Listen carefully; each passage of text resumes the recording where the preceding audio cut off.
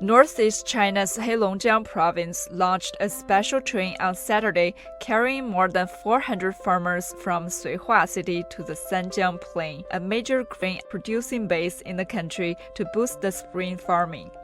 According to the local railway department, there will be a total of 57 special trains which are expected to carry about 50,000 farming workers this year. It's the 24th consecutive year for the local railway department to launch the trains for rice growers.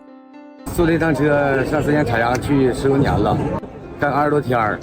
这趟车专列为我们务工人员呢带来了比较的方便。This year, the railway department also invites agricultural professionals on board to give lectures on agricultural and machinery knowledge. The special train service has transported more than 1.8 million rice growers since its inception in 2000.